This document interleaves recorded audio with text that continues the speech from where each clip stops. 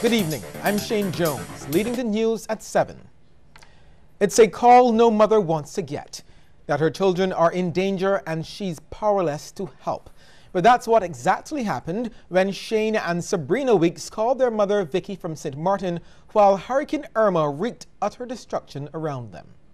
Because they were scared when they called the first time, and she was like all hysterical, like, Mom, if it's the last time that I hear you, I love you all down there. And I said, Sabrina, what happened? She said, it really bad. I said, okay, stop there, Shane. And she said, Shane, we're here in a closet. I say, all need to get together and get out quick. Just get out. I said, go on right now. I'm going to call my prayer partner and begin pray. And that was like 10 to 6 in the morning. And then like 20 past 6, she called me back and said, Mom, we got out. We're safe. We lost everything, but we're alive. I said, thank God. It would be another few days before Vicky heard from her children again, but the two Barbadian siblings are now safely back home after arriving at the Grantley Adams International Airport this afternoon. Sabrina, who has been teaching English at a Dutch school, and her brother have been living in St. Martin for the past year. They lost most of their belongings when the apartment they lived in lost its roof and windows during the hurricane. Things got progressively worse after that. There was a lot of looting. Obviously, you don't know when food is going to come next. So people stole a lot of stuff, some unnecessary stuff like televisions and stuff. So what were your feelings when you found out then that provisions were being made to bring you back to Barbados? I was so glad. Like another week, that's it for me. Because no water, no electricity, no nothing. Service is down so you can't hear anybody. You're sitting in the dark wondering, what next. After learning of the siblings' plight, the Sol Group, which has been deploying teams of technicians along with supplies and medical aid to their affected territories, offered to fly them home. Manager of Brand Communications and External Affairs, Nanette Pangasoto, says they are working to restore services to St. Martin, Anguilla and the BVI as quickly as possible. It was a great opportunity for us. We had a plane going there, so we were grateful to be able to have them here with their family now. Are there any further initiatives? Well, we are intensely working towards relieving our teammates in the affected territories, and we continue to do that. And we're truly focused on providing all of the required resources to those teams for them to be able to rebuild the operations and to resume their operations, because we know that the services and products that we provide are critical to the recovery of the communities. Barbados is one of the many countries around the world that has answered the call of those severely affected by Hurricane Irma. People have been donating in whatever way they can, and owner of the vessel schooner Ruth, Ian Dash, has stepped up to the plate. His private yacht set sail this evening to get much-needed supplies to Anguilla. So if you have donated to those affected in Anguilla, there is a good chance that the schooner Ruth will be carrying your items. Our Shane Seeley spoke to him on Morning Barbados. Tell us about this humanitarian mission. How do you feel, being a part of this relief effort to help some of our brothers and sisters in the region affected by what was a devastating hurricane? Well, it's a terribly devastating hurricane, but I really don't have anything to do with it. I just provided the boat. Well, I saw you there packing just now. Well, you were doing some work on the boat. Running around, but Captain Shepard and his courageous crew are the people of the banking and the people of Barbados, right, who have really stepped up to the plate. I mean, this idea came to us on Thursday, I think, and now it's Monday, and the vessel has about five tons of foodstuffs in there. Wow. And thousands and thousands of liters of bottles of water.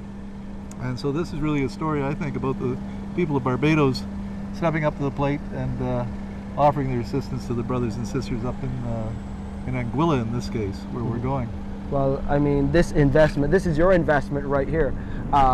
Your captain, Captain Shaper, was telling us about how much the boat can really do in terms of testing it, carrying 25 tons of stone at one point. So we know that it can carry the load for sure. We carried 25 tons of stone as a test to ballast, to test her under weight. Under severe strain. Under severe strain, yes. Yeah. But really, she's a private yacht, and hopefully we'll be able to do things for the community on board Schooner Ruth, and a little training. We've got some volunteers, all volunteer crew on this particular voyage, and we have volunteers on future voyages as well. That's what I was going to ask. Where next do you take the schooner roof in terms of helping with the relief efforts in the aftermath of Hurricane Irma? This has all happened so quickly that we haven't really made any plans, Shane. We're going to try and hopefully get through this particular voyage safely and soundly with a minimum of fuss. It's a war zone, practically well, I wouldn't say a war zone, but it's a tough area up there right now. People are starving and they're out of water, and the stories we're hearing coming out of St. Martin and other places like that are dreadful. But with the help of everyone concerned, we should be able to get up to Anguilla and back safely and deliver our goods. And the help has been streaming in too, yes. The help has just been non-stop. I mean, folks are coming down here all the time. The Barbados Rugby Club sent their whole crew here to load the boat the night before last. It may have been last night. Everything's happening so quickly right now. Right. And we got about half the cargo hold, which is equivalent to 2 20-foot shipping containers. Full of water and foodstuffs, and 2 generators just came in there, which were donated by a citizen, a Barbadian. There's so many people that are donating, and I know the names of many of them, but I will not name anybody for fear of leaving out, another 40 or 50 people, and corporations as well. Commerce Minister Donville Innes is appealing to Barbadians to empathize with their Caribbean neighbors who have been affected by Hurricane Irma and to assist where they can. He was at the time addressing the Democratic Labour Party's St. Michael East meeting at the St. Giles Primary School. Party has not done. The stories that I'm hearing coming almost every 10 minutes or so are very heart-wrenching. Individuals and communities who did not expect this, who expected that tomorrow their children are going to go to school in crisp new uniforms, shiny shoes, and a nice knapsack on the back, are now struggling in tattered and torn clothes to get a meal. We cannot laugh at anyone. We can't rejoice in anyone's sorrow. I think we must find it within our bosom and heart and soul to help those who have been affected. Mr. Innes also commended Prime Minister Frundle Stewart for his response to the situation. And that is why I'm very grateful that Prime Minister Stewart, with a sense of immediacy, was able to authorize the regional security system to go up north and assist our brothers and sisters who have been affected by this, as well as to deploy a contingent of Defence Force personnel to go and help. Sandals Foundation is among those taking part in the relief efforts for the disaster victims of Hurricane Irma. General Manager of the 5-star hotel, Ferry Seafinger, announced a raffle for the month of September, with the winner receiving a painting of the legendary Bob Marley. He says the foundation is hoping to donate $20,000 to the relief efforts. If you are a guest, if you are a team member at the resort, or if you are someone on Barbados that says, I want to help, they can come here, they can be part of a special raffle. We have a beautiful painting of course, legendary Bob Marley that has been donated by a local artist. And what we intend to do is collect as much funds as possible. Over 25% of houses in the Florida Keys have been flattened as a result of Hurricane Irma, leaving many residents there struggling to pick up the pieces.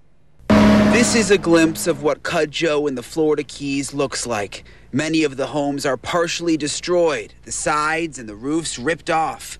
Neighbors coming home to find the devastation. When Katrina hit Louisiana and stuff like that, and you feel sorry for people when you think, oh, what are they going through? But when it hits home, it's totally different, you know? And it's not just us, it's everybody. House after house in the neighborhood damaged by Hurricane Irma's eye wall. Neighbors Sean and Dawn rode out the storm. I stayed in the bathroom, me and my girlfriend Donna, we stayed in the bathroom in the hallways. It was, for 2 days, it was hell. You didn't know if you were going to make it or not. When the bigger gust came by, you could feel it like jumping, the floor jumping a little bit. And then a piece of the sheetrock from the ceiling came through. The destruction in the Cudjoe area is the worst, but there is widespread damage from Key Largo to Key West. And US 1, the only road in and out, is in bad shape in many different spots. This is a mobile home park on Big Pine Key. You take a look around and you see everything is pretty much totally destroyed. These mobile homes were ripped apart. We're hoping that no one was here during the storm, and it's unclear whether or not search and rescue crews have made it here yet. Communication continues to be a major problem with no cell phone service and no electricity. People who rode out the storm aren't able to tell their families and friends that they're okay. Just that we're alive and we made it, and we miss you and love you very much. And thanks for all the prayers that came from home. A father and his 18-year-old son are counting their losses after fire razed their 3-bedroom home in Jessamine Avenue, Bayland, St. Michael earlier today. Rianne Phillips tells us more. It was a lucky escape for 50-year-old Christopher Boyce, who was asleep inside his home as flames ripped through its boards. Thankfully, one of his relatives and neighbor, Lauren Boyce, sounded an alarm. I was laying on the front bedroom. When I just get up with beer smoke, and then when I get up, all the kitchen was made fire, so I ran out. While he escaped unharmed, he only managed to save these 2 shirts he was wearing. 2 houses were also damaged in the blaze. If nobody did home, all 3 would have gone. They have damage in the back, like the glass is broken in the window and stuff, and a lot of heat is in the back. As news spread, neighbors gathered to remove items from nearby homes. In the meantime, the 2 occupants are set to receive some assistance from government agencies. With the help of the Welfare Department under the Ministry of Social Care, they're seeking to provide somewhere where they can be from tonight onward. And then, of course, the other relevant authorities have been notified about the house being burnt flat. Everything has been lost, so he needs supplies as well. We need clothing, and we need other amenities, that goes along with that, and that will be provided through the Welfare Department. Investigations are continuing to determine the cause of the blaze. Rianne Phillips, CBC News. Thanks, Rianne. We'll take a short break here and come back with more news. Everybody flex! I feel invincible, unbreakable, indestructible. Everybody say milk, Pine Hill milk. Community Files. The Ministry of Agriculture, Food, Fisheries and Water Resource Management invites all primary and secondary school students to enter its Grow Well, Eat Well, Live Well school gardening and picture board competition. Application forms and guidelines may be downloaded from the Ministry's website www.agriculture.gov.bb. Completed forms must be submitted to Winnell Savory of the Ministry's Planning and Communications Unit at gellifebarbados@gmail.com or faxed at 535-5257 by September 22nd. For further details, please call the unit at 535-5138 or 535-5142.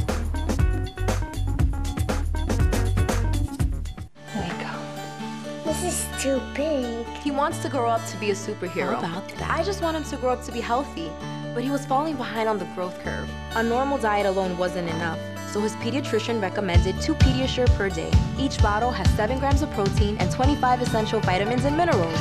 Tastes good, right? It fits now, huh? He's not just gaining weight, he's catching up. 2 Pediasure per day is clinically shown to help gain weight in just 8 weeks. Pediasure, gain on.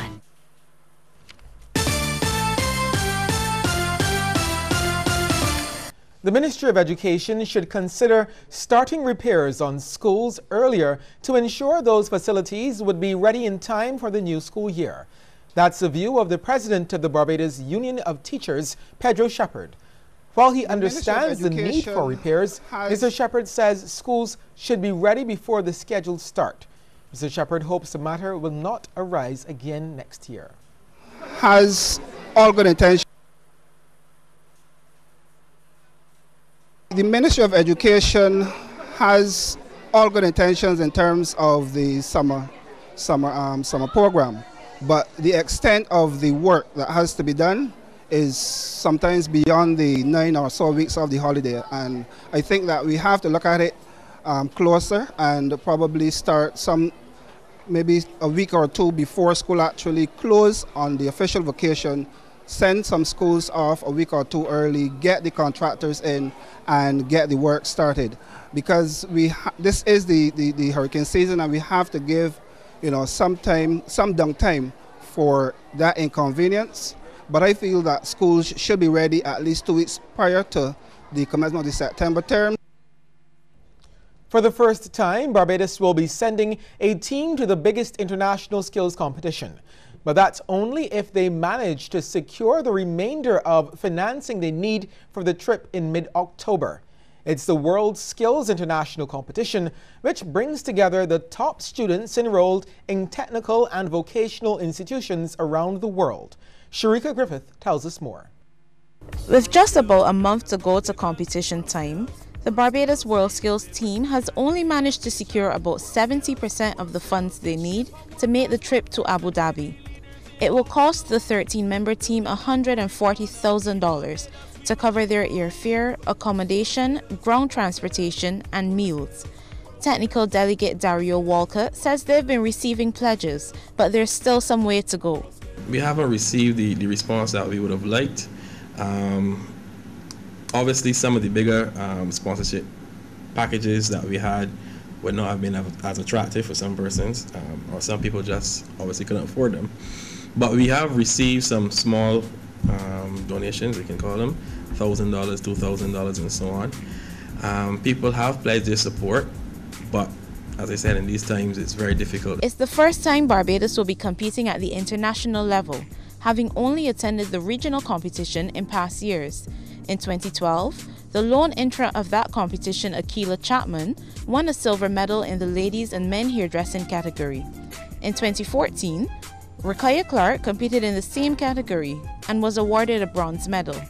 This time around, Mr. Walcott says they've decided to take all 4 winners of last year's local competition, who will compete in automotive technology, hairdressing, culinary arts, and garment making. Where we check the scores from the competitors that won in our local competition, they all had above 80%.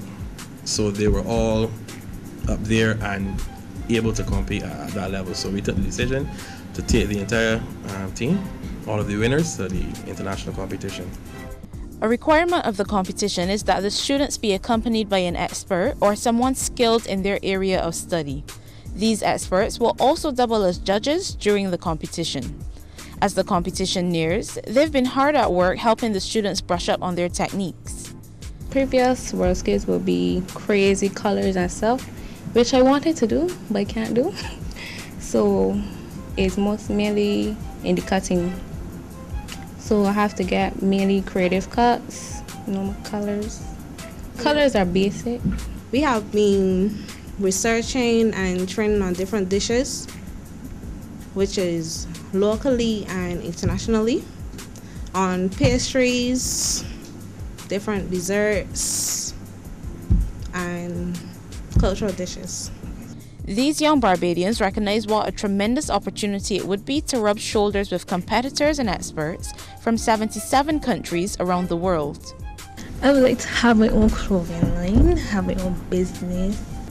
Well, people will know me more. I would get the experience. Ultimately, they believe they have what it takes to bring home the gold. I am not some person that will follow a trend. It's a Belgian, so I can just do my best. The other competitor is Akil Craig Brathwaite, who will compete in automotive technology. The competition takes place from October 15th to 19th. Sharika Griffith, CBC News. The Barbados Bar Association plans to continue offering free preliminary legal advice to Barbadians, even if on a smaller scale. Word of this from President Lizelle Weeks. She says people have mainly been inquiring about family, estate and property matters and faulty construction contracts. The clinics, which started last November, were initially supposed to run until June this year. However, Ms. Weeks admits the turnout has not been as high as expected, and the association is considering scaling back on the number of clinics offered. The largest participation we got was when we hosted it at the bar office in Perry Gap. The least we got was when we hosted it at St. Philip Parish Church Hall. That, I think, was our smallest number of participants. But we intend to continue with the program, perhaps maybe not as frequently, maybe not as itinerant. Maybe we would just host them at the bar office because people seem to be comfortable with that. I think they think it's a safe place to ask legal questions as opposed to in the community where other members of the community are seeing them asking questions. So we will relook at, but we certainly intend to continue with the program because we do think it's useful, and people really can't afford all the time to pay an attorney to get preliminary advice. Is the Christian God the answer to the country's gun problems, or is it the cause of a poorly constructed society? These were two of the major issues discussed during a well-attended panel discussion hosted by the Barbados Workers Union on crime and violence. Kareem Smith has that story. The recent surge in violence is merely an indication the country is reaping what it has sowed. That's according to Apostle Lucine Beard. Speaking during the panel discussion, Apostle Beard is adamant that the country's crisis is the result of a people neglecting principles set out by the Christian religion. She believes a widespread return to such beliefs is the answer. I, like you, am seeing punk-like, tattoo-wearing, foul-mouthed mothers in dibby-dibby skirts with navel exposed, with small innocent children, impressionable toddlers in tow. I'm seeing big-able, foul-mouthed men carrying sons and daughters, very rattling off expletives, smoking and drinking in their presence. That's sowing. We're no longer a Christian nation. We're simply a religious nation. Founder of the Barbados Youth Action Program, Lamumba Batson, thinks the country's problems can be solved outside of the confines of religion. He continues to insist that more avenues must be created to engage youth in a way that maximizes their strengths and promotes unity. We need to come up with solutions. And as we come up with these solutions, and the solution is in all of us, it's in each and every one of us. And we need to come together. They say unity is strength. So we need to put our heads together. We need to put aside the fact that I'm Rasta and you're Muslim or Christian or whatever it is, and know that we live on a rock, 166 square miles. Rasta, Christian, Muslim, whoever, atheist or whoever, we all live here, and whatever happens to one person affects everyone. Everyone. But Public Relations Officer for the National Organization of Women, Marsha Hines Lane, went a step further. So people are saying now that we have to create stronger families, we have to create better communities and that kind of thing. I think what we have to do is even more extensive, expansive than that. I think in the first place, we have to create families, full stop. We have to create communities, full stop. She says while governments have taken steps to improve the country's infrastructure, they've failed to place emphasis on constructing a fully functioning society. She says the crime situation is a mere symptom of bigger problems, such as an outdated and failing education system, the breakdown of strong community groups, and the further breakdown of families caused by a changing world. If we continue to be all right living in a country where that burden cannot be fairly distributed among parents in this society, we will forever have a problem. Because at the end of the day, we live in a world that is calling women to be productive economic partners within the country. And that obviously means that there is less time for them to manage some of the other things that they traditionally managed. And when you have that fallout, then you have children who suffer. The country's murder toll currently stands at 25, with the last violent deaths occurring on September 2nd this year during a double murder in Marleyvale, St. Philip. The incidents continue to fuel a widespread debate on gun violence, with the hope that authorities can find a solution. Kareem Smith, CBC News. As speculation continues about the date for general elections, the newly formed United Progressive Party has revealed the faces of more of its candidates. Nadja Willis is the party's candidate for Christchurch South. Speaking at a recent party meeting, she said she hopes to build stronger communities by hosting regular activities at community centers. I would like to work towards creating community centers that are the hub of everything happening within the community. I would like to see community centers not only used for sports, but for health and wellness programs, pilot films, photography demos, visiting artists, libraries, craft shows, farmers markets, music and DJ workshops, storytelling for kids, dance and theatre, small business help sessions. The UPP's leader, Lynette Eastman, is confident its alternative policies can work. Our policies focus, for example, on Barbados becoming 100%, using 100% renewable energy. That's one of the things that we're in favor of. We're also in favor of looking again at marijuana use in Barbados. After the break, we'll take a look at stories making headlines across the region. Category 1 emergency shelters are used during hurricanes or other disasters. Category 2 shelters are used after disasters hit, provided they are still in reasonable condition. In Christchurch, the Category 1 emergency shelters are Blackman and Gollop Primary, Christchurch Foundation, Gordon Walters Primary, and St. Christopher Primary. For a full list of shelters, visit www.gisbarbados.gov.bb or www.dem.gov.bb.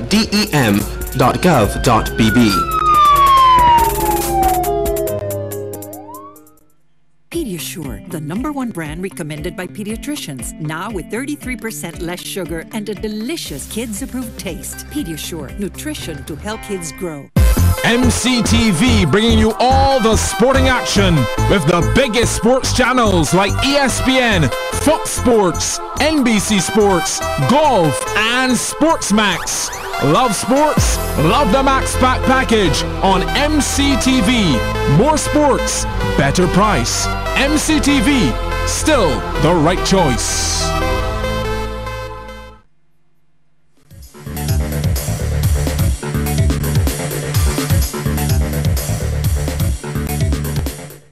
Hurricane Irma left a trail of destruction in the Caribbean. While assessments of the damage are still being done, hundreds of millions of dollars are needed to rebuild.